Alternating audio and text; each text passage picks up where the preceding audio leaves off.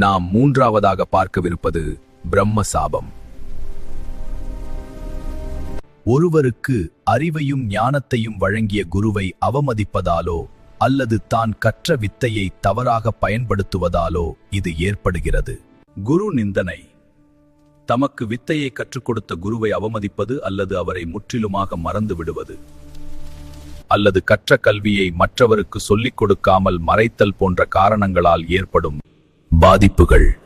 படிப்பு மற்றும் ஞானம் தடைப்படுதல். கற்ற வித்தையை சரியான நேரத்தில் பயன்படுத்த முடியாமை. இது வித்யா நஷ்டம், அதாவது படிப்பு, ஞானம் தடைப்படுதல் மற்றும் அறிவு வளர்ச்சி இல்லாமல் போவதை ஏற்படுத்துகிறது. மேலும் இது போன்ற மாந்திரீக தகவல்களுக்கு நம்ம பேஜை லைக் அண்ட் ஃபாலோ பண்ணுங்க.